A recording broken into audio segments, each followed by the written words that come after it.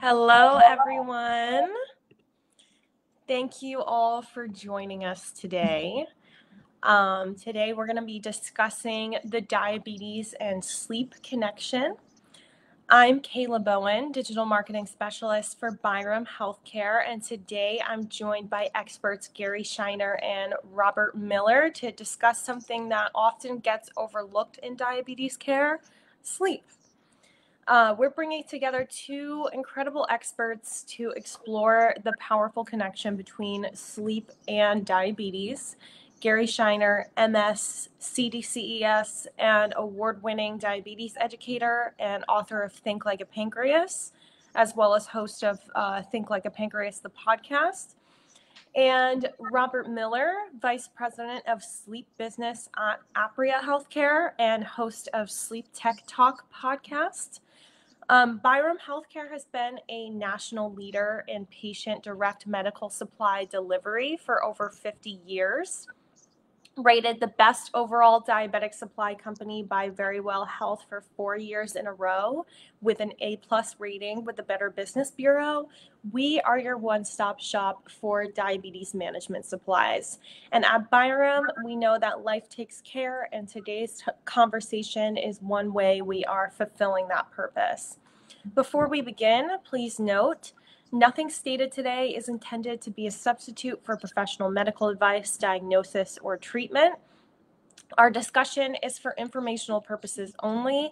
Always seek the advice of your physician or other qualified healthcare provider with any questions you may have about a medical condition or treatment, and never disregard professional medical advice or delay seeking medical treatment because of something discussed here today. So let's get into how sleep affects your diabetes management and vice versa, and what you can do to improve both. So first, I'll give our guests an opportunity to just expand on introducing themselves a little bit. So let's start with Robert. Could you tell our viewers a little bit more about yourself? Sure. Thanks, Kayla. Happy to be here today. Appreciate everyone joining us for this presentation and conversation. I am the Vice President of Sleep Business with Apria. I've been involved in the sleep medicine industry a little over 30 years and started my career as a sleep tech, performing sleep studies in a sleep lab, and have been able to work in different roles throughout the industry in sales, also in operations of sleep centers across the country. And I'm with Apria today, and we're one of the largest home respiratory equipment providers in the U.S. And appreciate the opportunity to, talk about this subject. We need to spend more time talking about this, and a lot of times I think that there is certainly an issue of patients maybe getting diagnosed with one condition and not treating the other, and it might lead to continued exacerbation of the one that has been taken care of, supposedly, and we'll get into that a little bit more later. Thank you. All right, thank you, Robert. And then Gary, could you introduce yourself as well? Sure, Kayla. Well, I'm owner and clinical director of Integrated Diabetes Services. We run a practice globally that mainly serves people who use intensive insulin therapy and helping them with their management. I've lived with type 1 myself for coming up on 40 years now. And I've been a sleeper for 58 years and change. So, pretty intimately knowledgeable about both. I mean, all seriousness, I've come to appreciate the two-way connection between sleep and diabetes, and how both impact each other. I've had an opportunity to attend some seminars on the subject and read up quite a bit about it. And it's fascinating. I never appreciated how much they do affect each other. So it's something that I try to share with my patients and through my writing. Awesome. Thank you. Thank you both so much for joining today. So first, we're going to start with talking about the impact of sleep on glucose and diabetes management in general. So we're going to talk with Gary about that. But Robert, if you have anything you want to chime in about, please feel free. So Gary, can you talk to us a little bit about why sleep matters in diabetes care in general? Like what is the connection? I mean, sleep is important for so many things for our health and well-being and quality of life. Specifically from a diabetes standpoint, sleep patterns regulate hormone levels in many situations. It affects hormones that regulate appetite, energy use, and also weight control. And some hormones that influence insulin sensitivity are altered based on our sleep patterns. Um, People who have insufficient sleep or frequently interrupted sleep tend to overproduce hormones that cause insulin resistance, which is a root cause of type 2 diabetes. And for people with type 1 diabetes, when the body's insulin resistant, it certainly throws a wrench into our ability to manage it. And insulin levels have to be adjusted to accommodate for it. And there are also a couple of hormones that are constantly being produced in opposition to each other called leptin and ghrelin. The leptin hormone helps to suppress hunger, and the ghrelin hormone increases hunger. And during sleep stages, leptin is produced in larger amounts. And that's why when most of us wake up in the morning, we're not starving from not having eaten for the last 6 to 8 hours. Because this leptin hormone is keeping our hunger at bay, and that hormone persists to some extent for the rest of the day as well. And with poor sleep quality, we don't make enough of this leptin hormone. We make too much of the ghrelin hormone, that causes us to be hungry and crave foods. So it definitely has an impact, and also with poor quality sleep and sleep deprivation, it affects our behaviors. You think about everything that's involved in managing diabetes. We have to exercise, we have to eat well, we have to manage our stress levels, and none of those things are easy to do when we're sleep deprived. And we can all attest to that from our own personal experiences. So poor quality sleep and sleep deprivation, it contributes to insulin resistance, it contributes to excess hunger, and just poor decision making on our part. And it's been some research that shows that just our food choices change when we're sleep deprived. We tend to crave the comfort foods. I mean, we all have our comfort foods. I mean, I like the salty snacks. I eat like cheese puffs and things like that. You have a comfort food that you're into, Kayla? Yeah, I mean, you said cheese puffs, and I love cheese puffs. I'm big on like Doritos. I mean, pastas of all kinds, just those carbs. How about you, Rob? There's no such thing as a bad carb, right? I think I probably lean more toward the sweet side of things when it comes to snacking, but I try to stay away from those these days because it can catch up with you. Very true. Yeah, so those comfort foods tend not to be the healthiest of choices, and when we crave comfort foods, it certainly works against not just our diabetes but our health in general. I mean, once in a while, those foods are fine, but if it's a routine thing because of problems with sleep quality, it raises issues. Hey, Gary, one of the things that I've heard recently, we always look at the pillars of health, diet, exercise, sleep, but actually sleep has been repositioned now and is no longer considered one of the pillars of health. It's considered the foundation of the pillars of health. And I think that is because it's connected to so many things. If you look at the fact that you can do sleep apnea screening through even a vision test for some patients, there are some things that take place in a patient's vision that are related to the hypoxic burden that's created by a patient that has obstructive sleep apnea. So even your optometrist could potentially screen and be able to detect that there is sleep apnea and undiagnosed or untreated sleep apnea, I should say. That's interesting because dentists also claim to be able to tell a lot about a person's health status by the health of their gums. gum recession, plaque buildup, etc., often correlate with uncontrolled diabetes, with vascular disease. So they're often, a first line detector of these types of problems. Wow.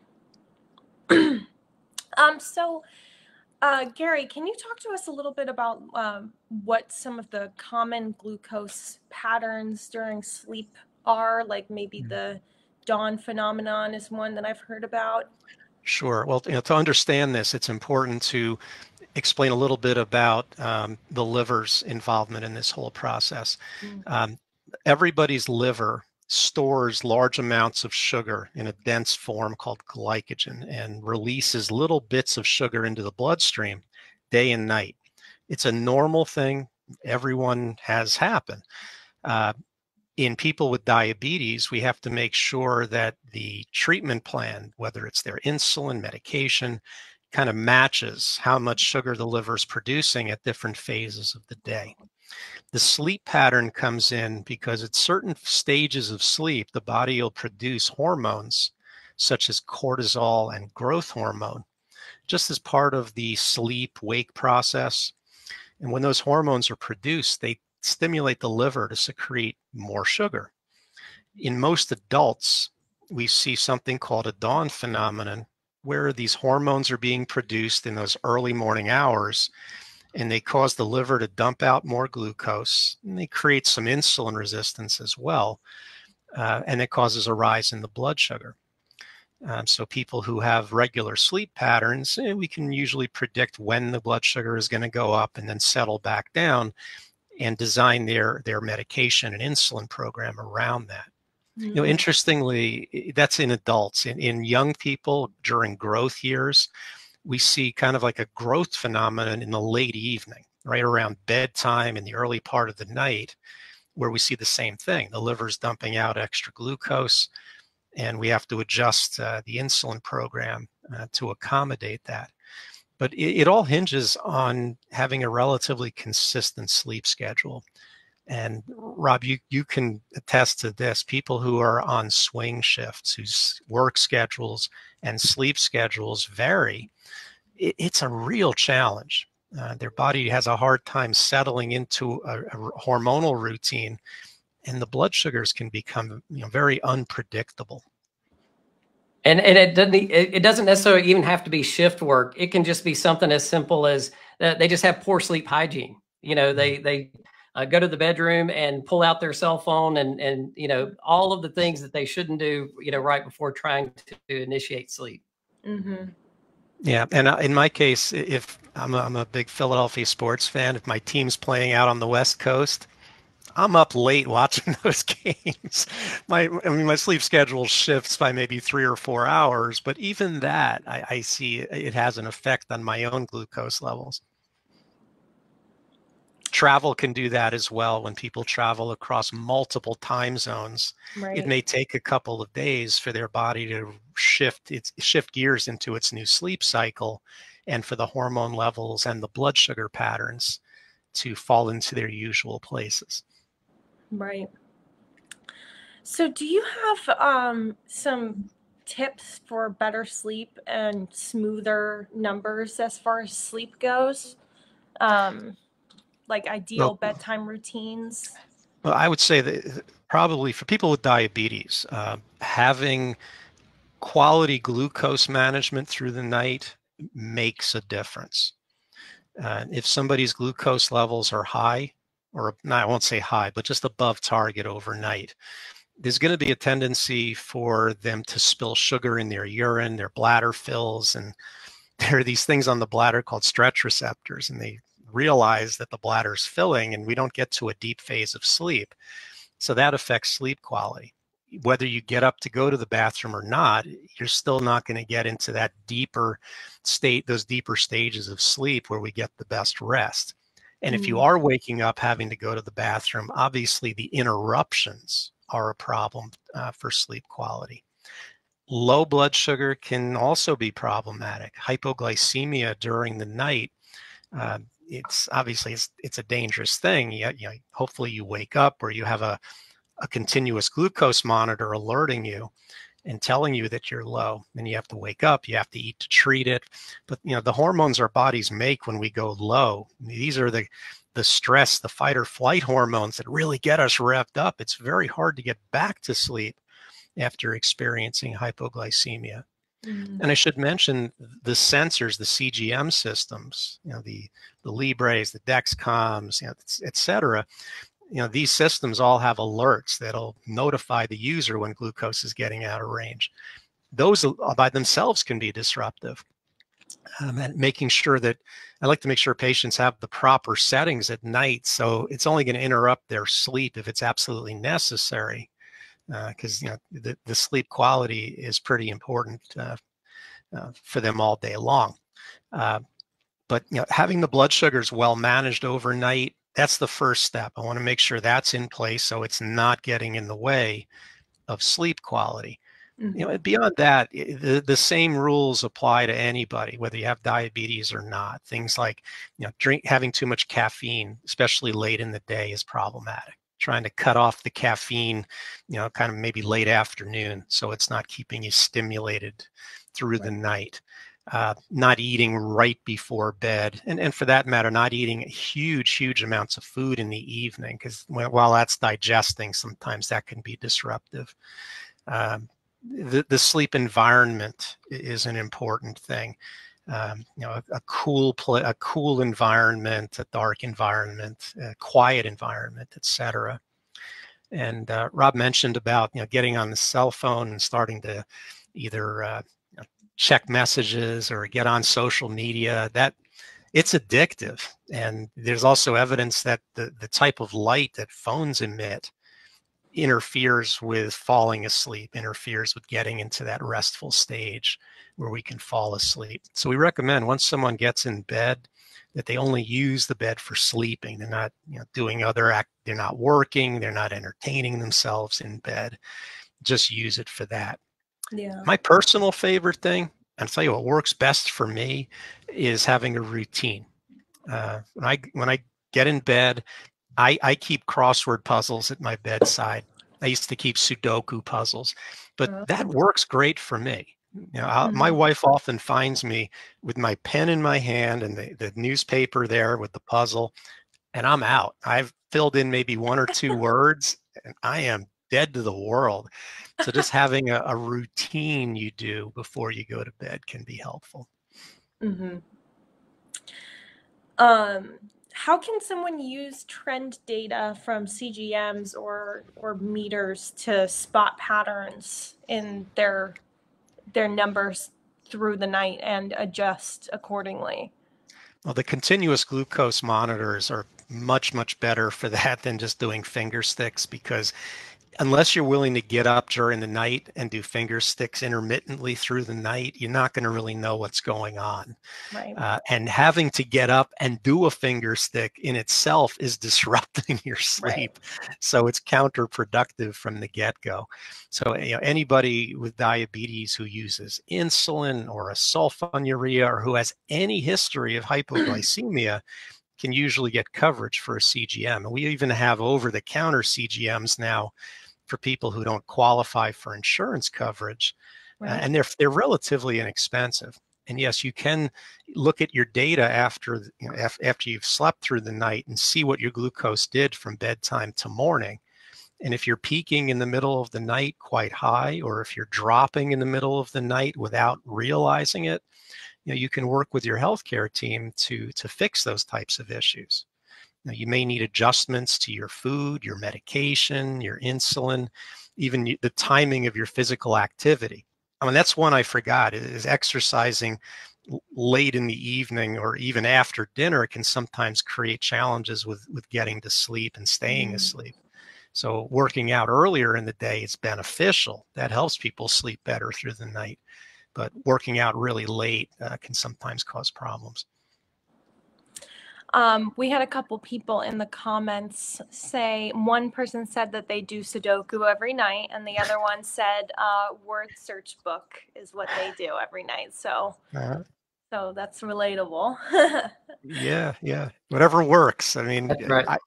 It takes me weeks to get through one crossword puzzle because I only fill out a few words at a time on there before I nod off. I suppose I can get my wife to maybe tell me about her day. That usually makes me drowsy too. But hopefully she's not. Hopefully she's not listening right now. All right. Well, we've covered why sleep is important for glucose control and how even minor disruptions can cause changes overnight. Now let's shift to the quality of your sleep and how to know if something deeper like sleep apnea could be getting in the way. So we have Robert Miller here, Vice President of Sleep Business at Apria. And Robert, can you tell our viewers what is sleep apnea and why should people with diabetes care about it? Well, I appreciate the opportunity to talk about sleep apnea. It's the area that I spend a big part of my life talking about. And, I think specifically for our audience, the thing that they need to recognize is that almost everyone that knows someone who snores when they sleep. And snoring in and of itself is a sign of obstruction. But the true definition of obstructive sleep apnea is actually a complete cessation of airflow. So your body's still attempting to breathe, but there is an obstruction somewhere in the airway that is causing the patient to have this, no airflow for a period of at least 10 seconds. As a sleep tech running sleep studies a long time ago, I had patients sometimes that would have those obstructive apnea events that lasted up to 60 seconds in some cases. So try holding your breath for 60 seconds and you'll get just a little dose of what someone with really severe sleep apnea, might experience. I think that we've got snoring, we've got obstructive sleep apnea. There's also a milder version of obstructive sleep apnea where it's called a hypopnea, which is a reduced airflow. So there's still a partial obstruction that is present for certain patients. I think from just a general prevalence standpoint, it's important for everyone to know that about 26% of adults ages 30 to 70 years of age have obstructive sleep apnea.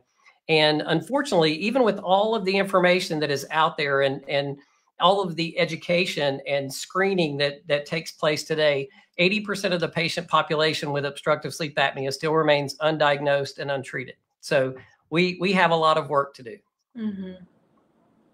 Right. So why are people with diabetes more likely to have undiagnosed sleep apnea?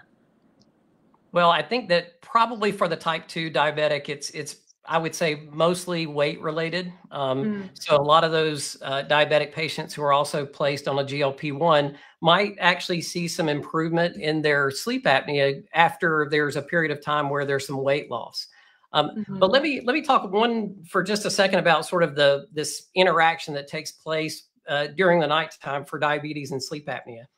So if you imagine that there is this obstructive event that takes place, so think about it. Maybe it's a little bit gruesome to think about it in this terms, but it's almost like the person is choking for a period of 10 seconds. And then at the end of it, they take a big breath, or maybe you've heard someone who snored and then they stop snoring and then they have a big snort and wake up and then start breathing again. So every time the patient or the person has that big snore and starts to breathe again, there's a little bit of adrenaline that is involved in sort of reactivating the brain. So you have this adrenaline burst that occurs over and over and over again during the nighttime. And, ultimately that is what's going to really lead to hypoxia. There's oxidative stress that's involved. And then, insulin resistance, all because of this obstruction and breaking the obstruction in order to begin to breathe again during the nighttime. So not to be over dramatic, but that really is where the correlation and the exacerbation of diabetes can occur for a patient who has undiagnosed sleep apnea. Your CGM's trying to keep up with all of this activity that's taking place, which is a very active process for that patient, even in the face of trying to get restful sleep. Right. So, what are some of the risks of untreated sleep apnea in people with diabetes?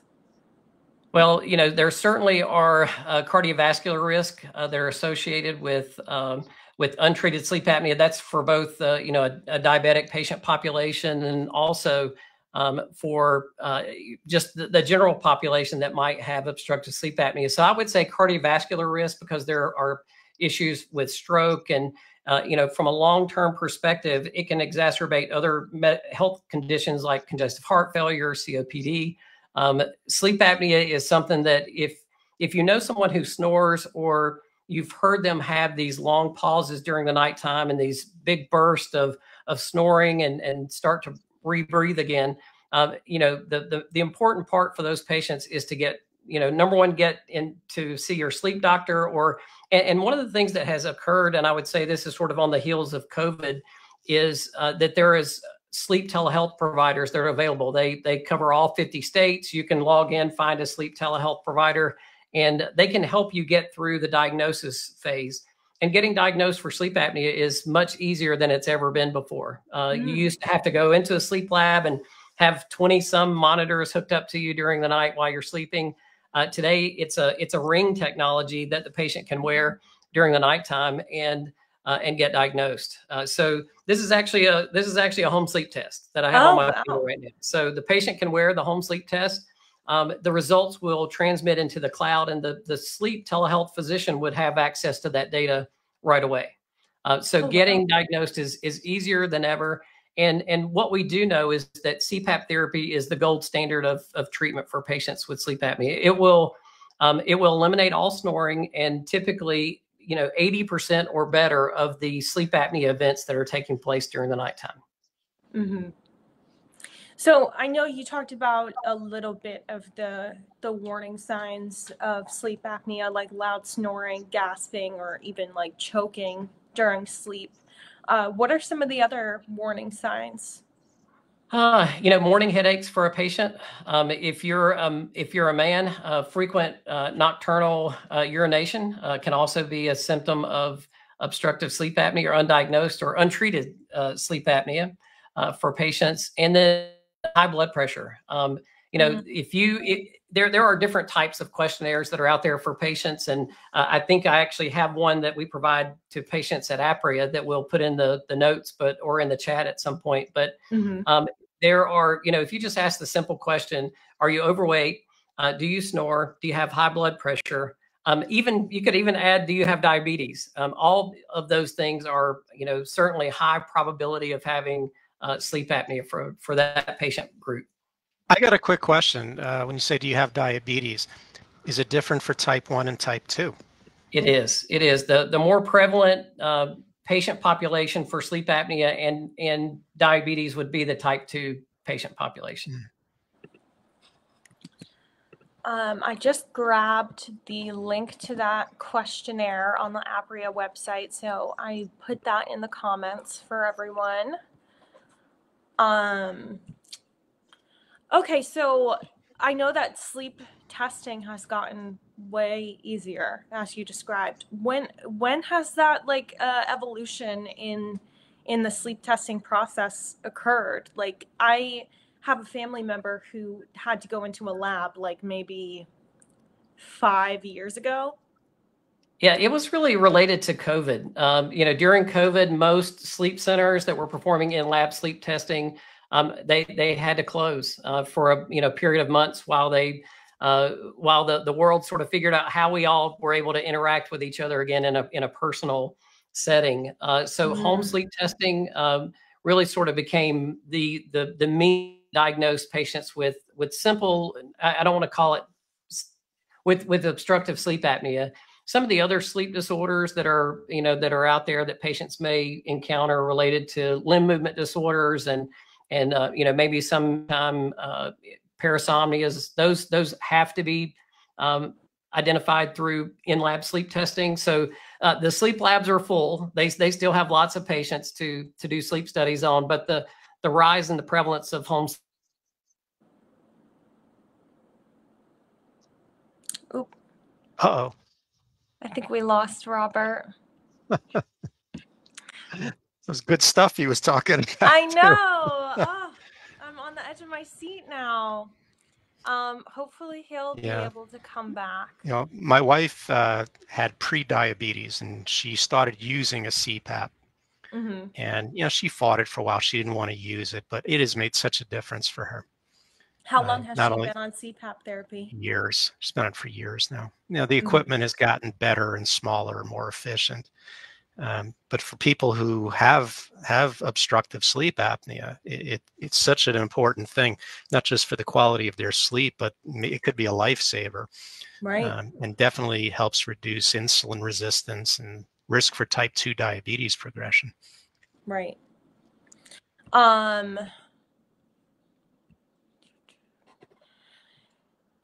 So you work with a lot of different diabetes, people with diabetes all the time. Is sleep apnea something that has come up frequently for you?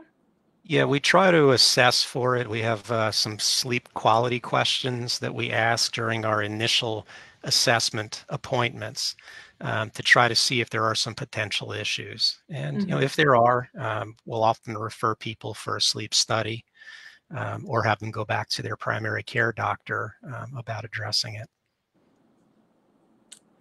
I see we have Robert back.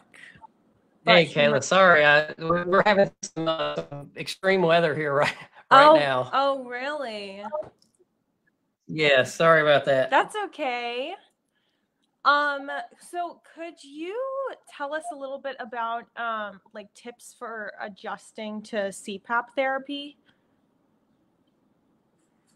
You know, I think that getting acclimated to CPAP therapy, my number one recommendation is to have a great home care company that's going to provide lots of resources to get started on CPAP. And you know, it's really a personal journey, and I think that a patient has to understand the significance of their undiagnosed sleep apnea. And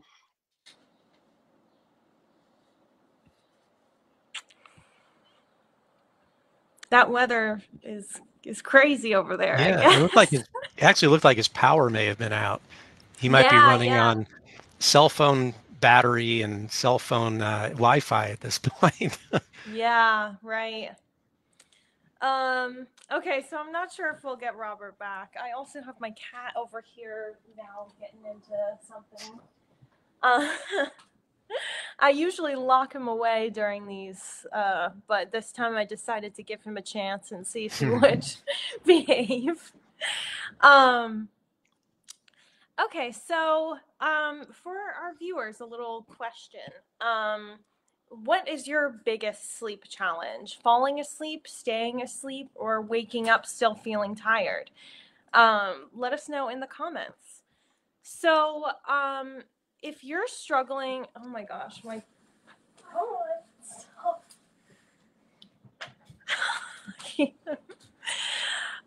cat is here. Let me just get him somewhere else.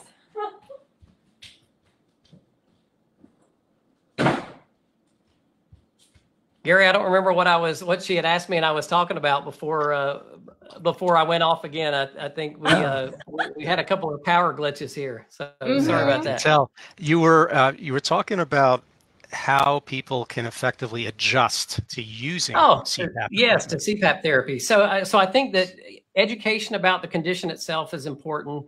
And I'm sorry if I'm re-diverting to maybe something that you guys had already covered after I dropped off again. Oh, no worries.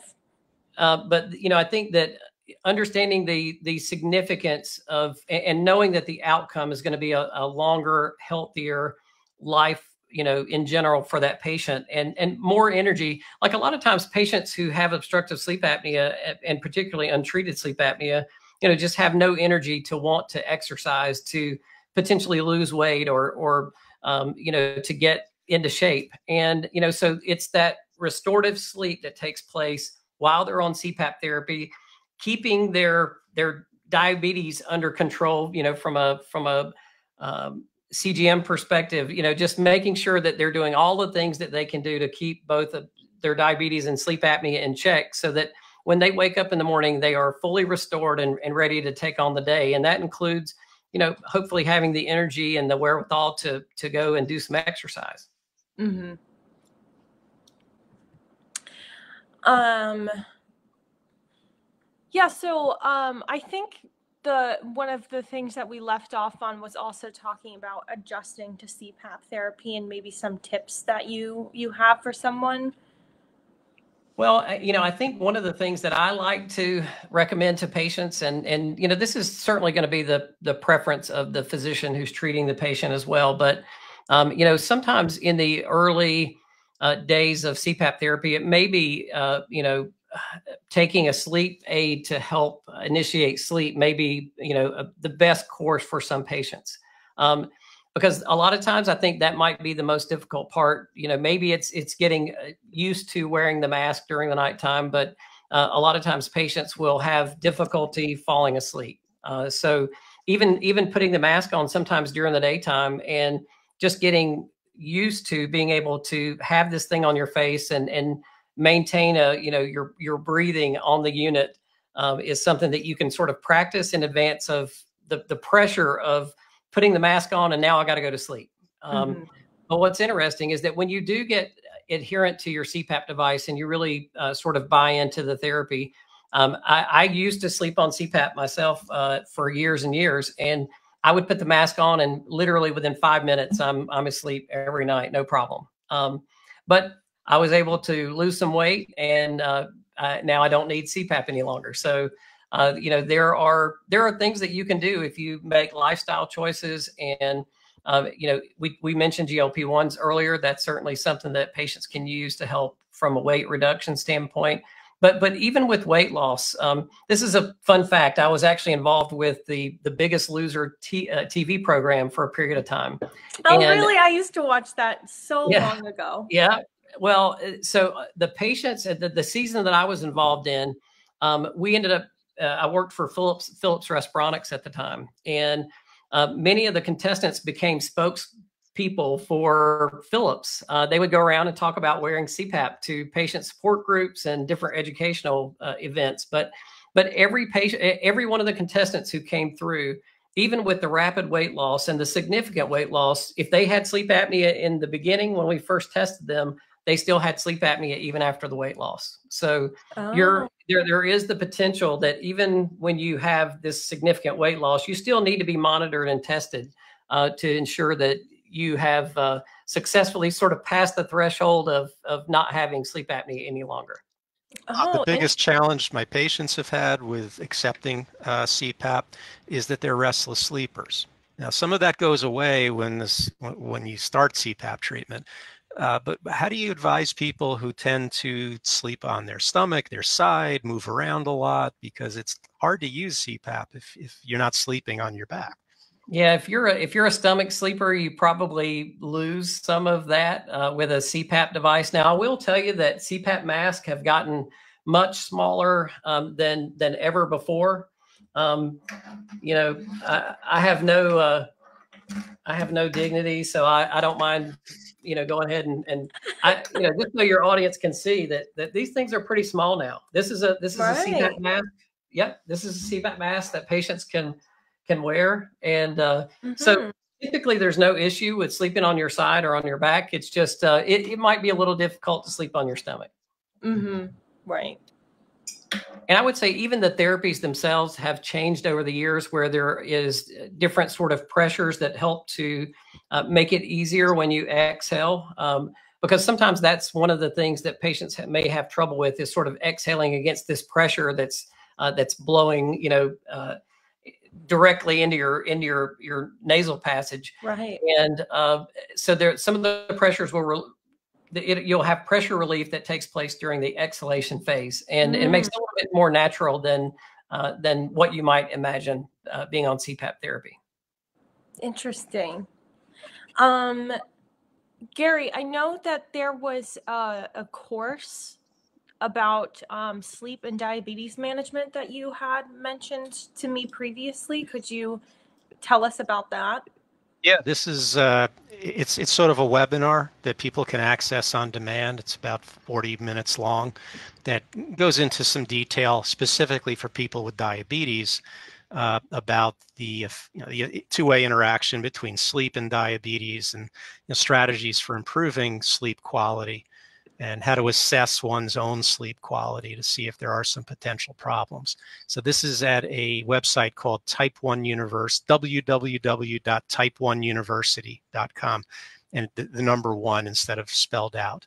And the course is, I believe it's called Sleep Your Way to Better Diabetes Management.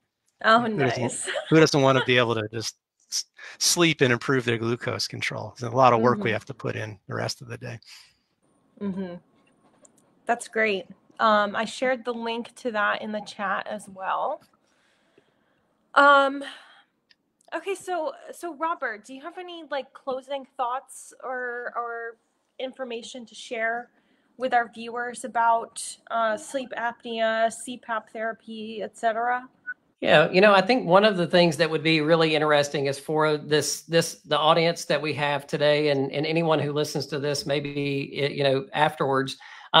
The next time that you're talking to your physician about your diabetes care, ask them if they screen their diabetes patients for sleep apnea. And maybe vice versa. If you are a sleep apnea patient, ask your physician, because there really does need to be a more coordinated, multidisciplinary approach to treating these patients who potentially have both conditions, so that you don't have one that's exacerbating the other. Because if you're a diabetic patient who has obstructive sleep apnea and all of this, the things that are taking place during the nighttime for an untreated sleep apnea patient is just going to continue to make managing your diabetes that much more difficult. So, endocrinologists, sleep specialists, even cardiologists, I would say, who are a part of these patient population care teams, really need to make sure we are screening patients as often as we can, and then making sure that the treatment is effective on both, for both conditions. Right. Any thoughts on that as well, Gary? Well, I want to borrow one of Bob's statements from earlier. Quality sleep is not just a pillar of management; it's a foundation.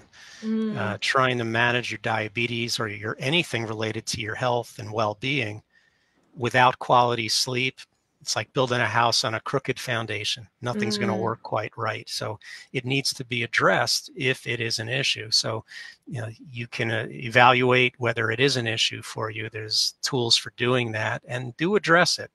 It's an important thing. It's too important to ignore. Right. So for our viewers, if you're struggling with sleep, talk to your provider, especially if you live with diabetes or high blood pressure. Consider keeping a sleep and blood sugar journal for a few days to notice patterns. And if you have a favorite sleep tip, share in the comments to help others in the community. Also, I want to encourage everyone, if you are a Byram Diabetes customer, you have access to our new app, Byram Connect, powered by the WellDoc app, where you can integrate your different devices, such as your CGM, your weight scales, all these different devices and facets of your diabetes management come together in this one resource, so you can make more sense of the connections between these different things. And it's a really incredible resource. So either on the App Store or the Google Play Store, download the WellDoc app and use program ID Byram to get started now if you're a Byram Diabetes customer. So I think that is the end of our discussion today. Do either of you have any closing thoughts that you want to end our discussion on? I would just add, anyone who has any interest at all related to sleep or any other type of home respiratory equipment needs, you can go to apria.com and sign up for our newsletter, and you'll get lots of information every single month about the services and the things that we offer.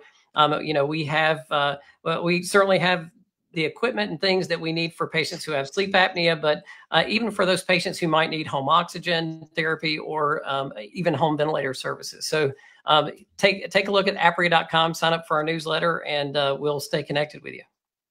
I'll share Perfect. one last tip, and this I think applies more to people of my generation who are getting a little older now, and we like to take naps during the day. Uh, yeah, napping is going to interfere with nighttime sleep quality, but if you keep the naps really short, little power naps, it won't have nearly as much of an effect. You should be able to sleep pretty well during the night. Less than 20 minutes, definitely. Huh, less than 20 minutes. Yes. And no It can energy work. drinks It can ever. work wonders. No energy drinks ever? Oof, It's that's not tough good for your me. sleep. Yeah.